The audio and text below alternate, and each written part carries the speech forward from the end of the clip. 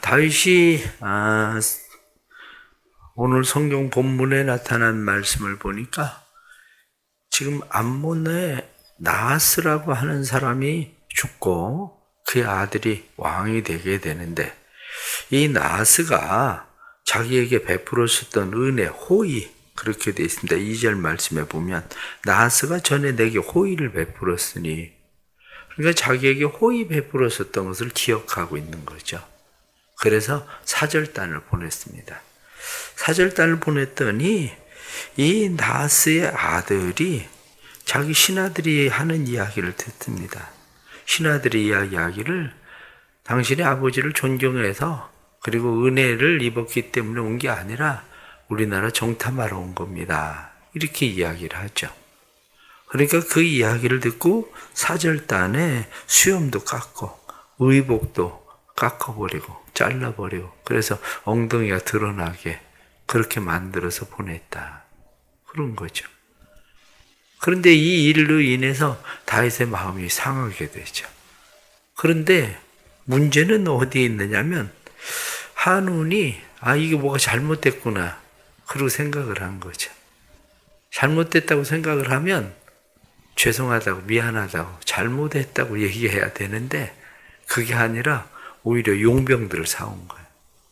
용병들을 사서 다윗과 전쟁을 치르게 된 거죠. 이 다윗과 전쟁을 치르게 돼서 이 전쟁으로 인해서 결국 그들은 패했다. 그런 이야기죠. 그 이야기를 듣고 아람 사람들도 이거 우리도 위험해지는 거 아닌가? 그래서 그들도 또 다윗과 전쟁을 하려다가 패하게 돼서 결국 다윗과 화친을 하게 되고 그들을 오히려 섬기게 되었다. 이런 이야기가 오늘 19장에 나타난 말씀이죠. 여기 말씀에 나타나는 이 말씀 속에서 또다시 우리가 깨닫게 되는 것이, 사람이 멋있는 사람이 누구냐? 멋있는 사람은 은혜를 아는 사람이 멋있는 사람입니다.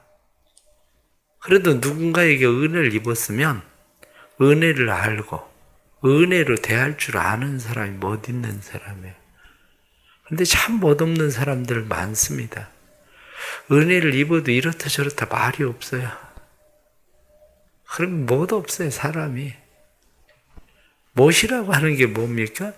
그 사람의 품이나 행위가 격에 맞는 거, 그걸 멋이라고 얘기하는 거예요. 은혜를 입었으면 은혜 입은 것에 격에 맞게 행동하는 거, 그게 멋이라고요. 그런데 자기가 은혜를 입고도 은혜를 안 입은 것처럼 그건 격에 맞지 않아요.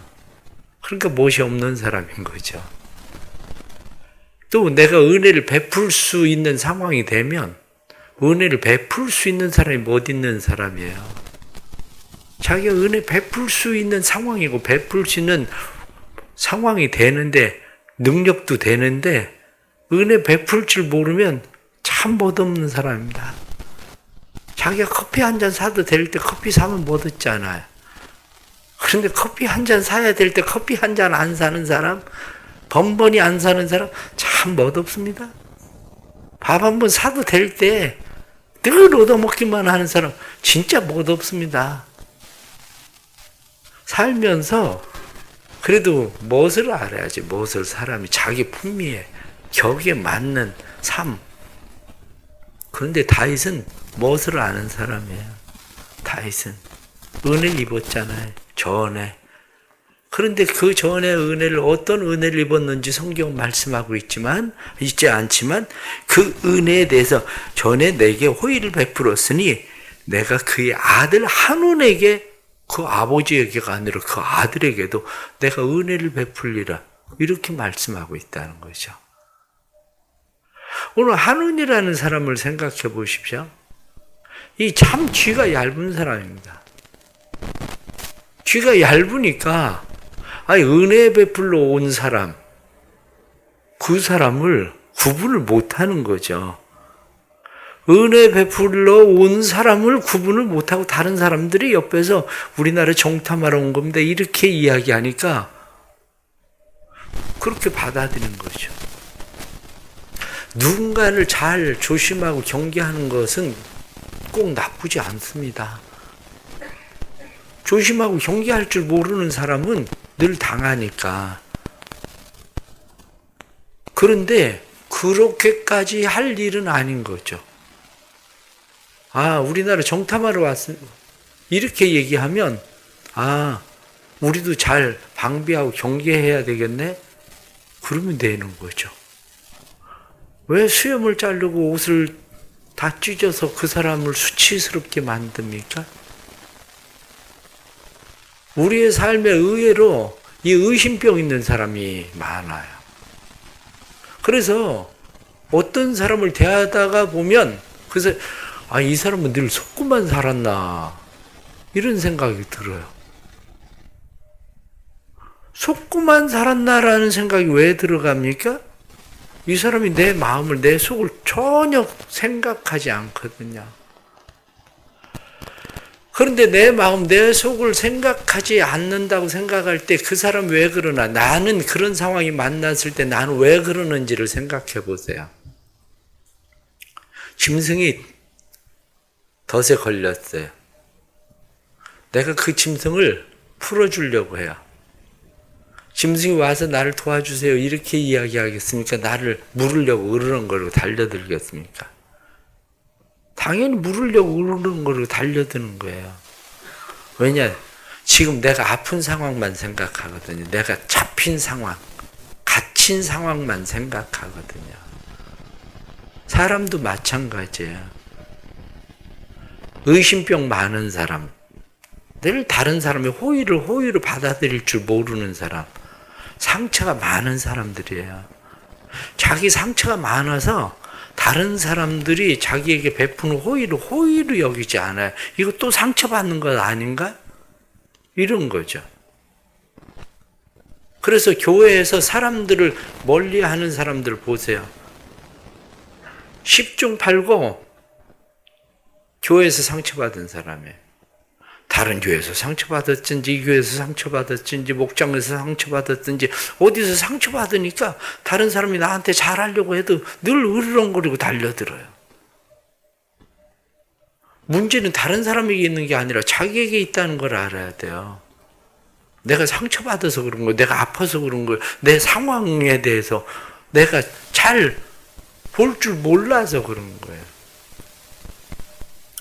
귀가 얇은 사람들은 능력을 키워야 돼요. 상황을 볼 줄 아는 힘, 상황을 읽을 줄 아는 힘, 다른 사람의 마음을 읽을 줄 아는 힘, 그거는 내 안에서 점점 키워지는 거예요. 마마보이처럼 늘 다른 사람 엄마 말 이야기만 듣고 따라하는 사람은 평생 그래야 돼요. 이 지금 나하스의 아들 한운을 보세요. 나하스의 아들 한운이 상황을 보는 눈이 없는 거예요. 조금만 상황을 보는 눈이 있었으면 그렇게까지 하지 않았을 거예요. 그런데 상황을 보는 눈이 없으니까 다른 사람들의 이야기만 듣고, 혹시 여러분들 인터넷이나 아니면 뉴스를 듣고 막 분노가 막 일어납니까? 왜요? 누구 얘기가 사실인데? 그건 지금 내 감정일 뿐이에요.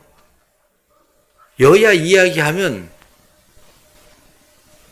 누구 이야기가 옳은데요?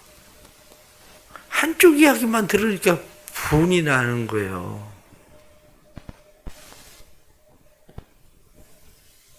인터넷에 나오는 기사나 신문이나 아니면 뉴스들을 보면서 분이 나는 이유들이 어디 있는데요? 그거는 나는 지금 상황을 볼 줄도 모르면서 남의 이야기만 듣기 때문에 지금 그러는 거예요. 그런 걸 주의하고 경계해야 돼요. 상황을 볼 수 있는 눈을 키워야 돼요. 상황을 보는 눈을 키우지 못하면 그냥 침묵하세요. 왜 침묵해야 되냐면, 분을 내면 나는 분노에 끌려가게 돼요. 분을 내면 내 안에 분은 점점 내 안에 불을 키워요. 분노의 불을. 그럼 그 불은 나를 태워요. 다른 사람을 태우는, 내가 아무리 욕하고 떠들어봐요. 인터넷에 나오는 사람 아니면 뭐 청문회 나오겠다는 사람하고 무슨 상관이 있어요? 나만 불태우지. 한마디로 쓸데없는 짓을 하고 있는 거예요. 그게 침묵을 지키세요. 누가 나한테 무슨 이야기를 할 때 그 이야기를 듣고 화부터 낼 게 아니라 분노할 게 아니라 그냥 그래? 그렇게 얘기했다고? 그냥 침묵을 지키세요.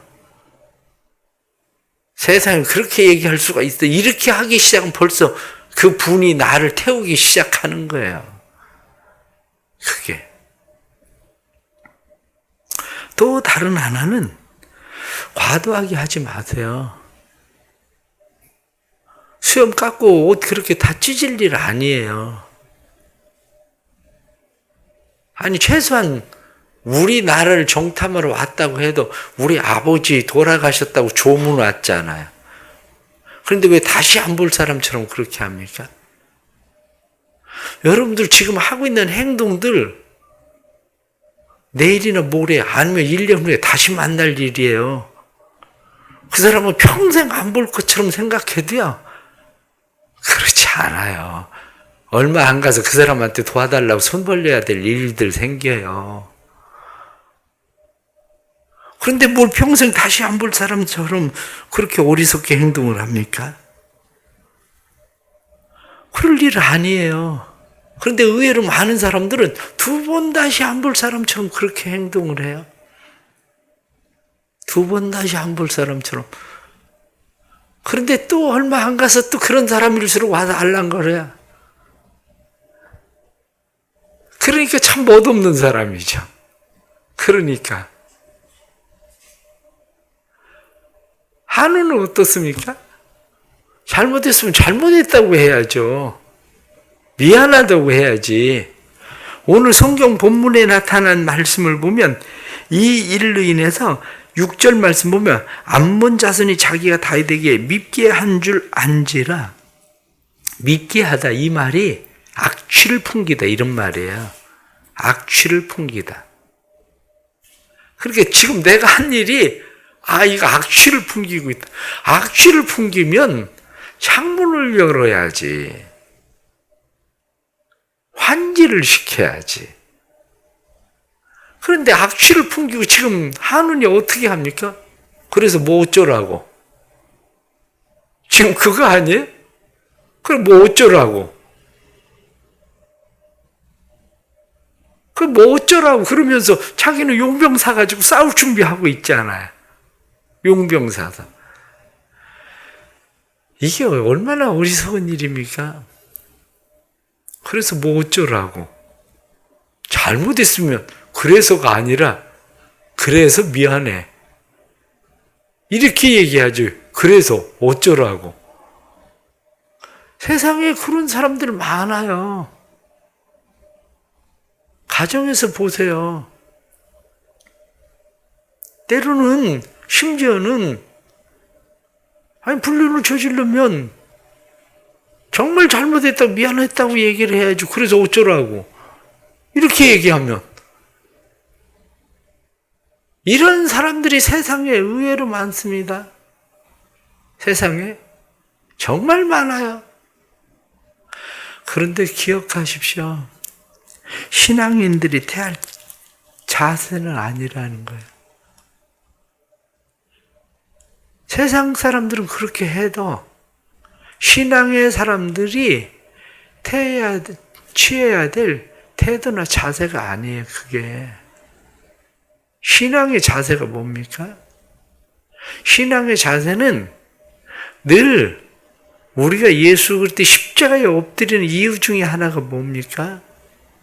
우리의 잘못을 발견하고 회개하고 돌이키는 게 십자가잖아요. 그런데 그 사람은 십자가가 없는 사람이에요. 십자가가 있으면 잘못을 돌이키고 반성하고 다시 삶을 살아가는 게 그게 십자가인데 십자가가 없으니까 늘 그래서 어쩌라고 이렇게 얘기하는 거죠. 십자가 없는 삶이 아니라 십자가의 삶을 사는 사람을 신앙인이라고 얘기하는 겁니다.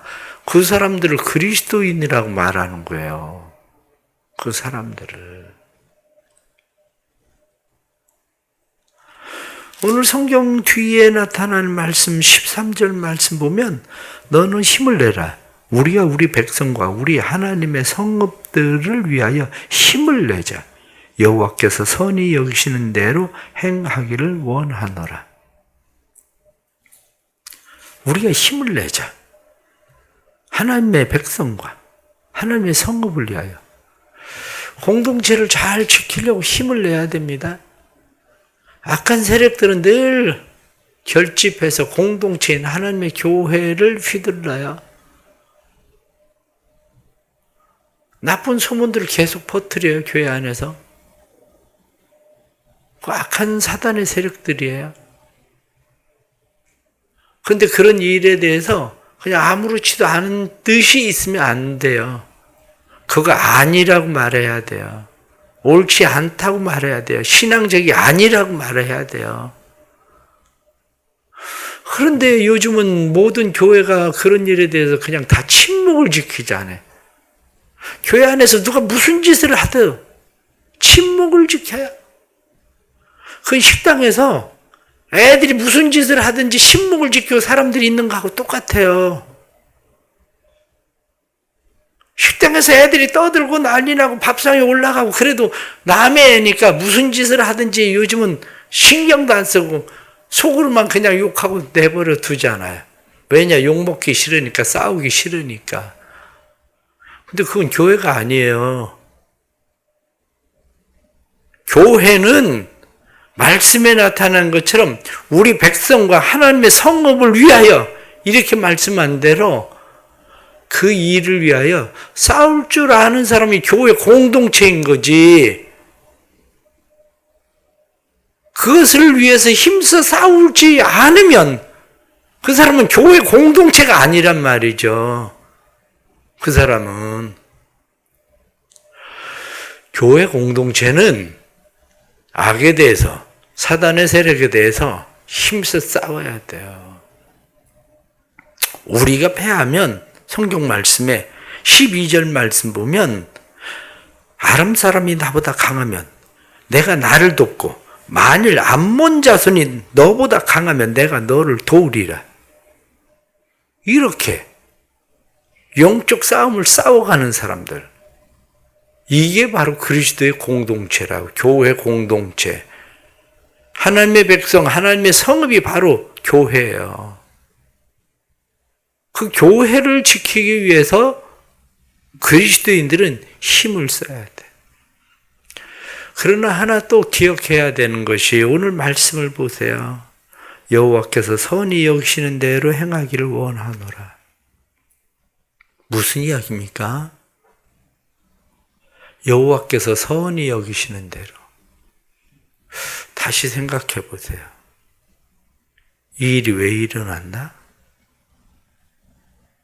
하나님의 선하시고 기뻐하시고 온전하신 뜻이 어디에 있나?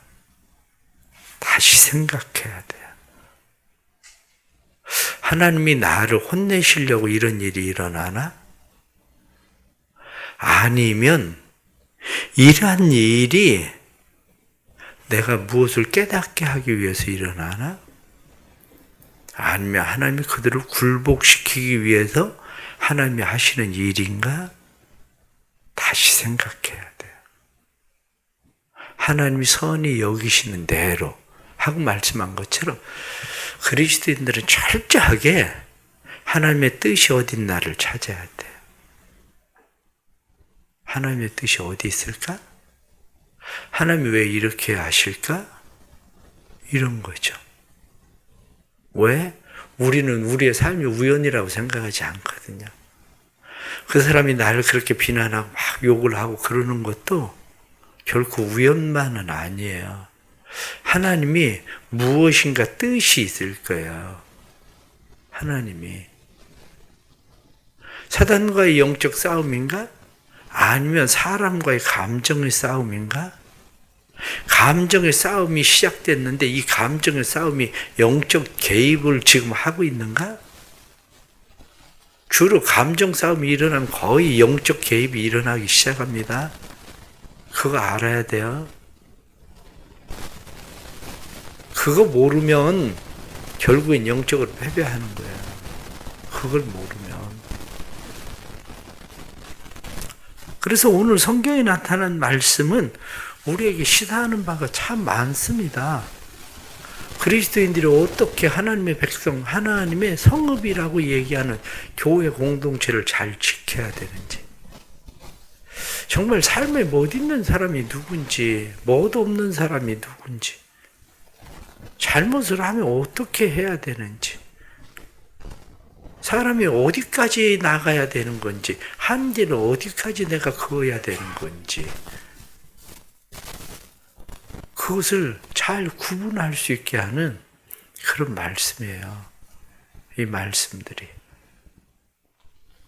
오늘 하루를 살아가면서 우리의 삶에 만나는 일들 속에서 그러한 것들을 찾아보세요. 내게 일어나는 일, 너무 다른 사람 얘기 그렇게 듣지 말아요. 내가 상황을 판단하고 볼 줄 아는 능력을 키우세요. 그 능력을. 그래야 바른 신앙의 길로 가기 시작해요. 그래야. 오늘 하루도 또 하나님께서 그 은혜 주셔서 우리로 하여금 믿음의 삶이 못 있는 사람, 그래도 은혜를 입으며 은혜를 갚을 줄 아는 못 있는 사람, 못 있는 신앙인으로 세워져 가기를 바랍니다. 기도하겠습니다. 오늘 하루를 또 이렇게 주님과 함께 시작합니다. 주님, 우리 안에 선한 일을 행하시옵소서. 하나님이 선히 여기시는 대로 행하리라 하고 말하던 것처럼 우리 안에 하나님의 선함이 이루어지기를 원합니다. 우리 안에 지혜를 주옵소서. 하나님의 선하시고 기뻐하시고 온전하신 뜻이 무엇인지 잘 분별할 수 있는 지혜를 주옵소서. 그래서 오늘도 지혜롭게 하나님 앞에 행할 수 있도록 도와주옵소서. 십자가의 사람이 되게 해 주옵소서. 그래서 우리의 잘못을 알면 깨닫고 돌이킬 줄 알도록 도와주옵소서. 세상에 그래서 어쩌라고 하는 그리스도인이라는 사람들도 많은데, 하나님 진정으로 우리가 십자가의 사람들로 하나님 앞에 우리를 세우도록 힘쓰게 해 주옵소서. 사랑하는 교회의 은혜를 베풀어 주시고, 우리가 어떻게 하나님의 백성, 하나님의 이 성읍인 교회들을 잘 지켜나가야 할지 하나님 저희들에게 지혜를 주셔서 함께 연합하여 영적 싸움을 잘 싸워갈 수 있도록 도와주옵소서. 우리의 그리스도인들이 이 영적 싸움 가운데 승리케 해주시고 믿음의 사람들로 세워지도록 성령님 역사하여 주옵소서.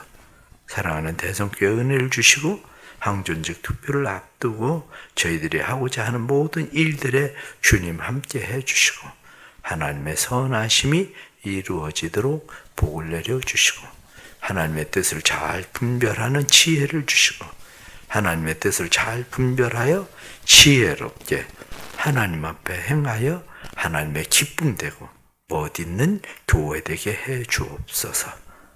예수 그리스도의 이름 받들어 기도드리옵나이다. 아멘.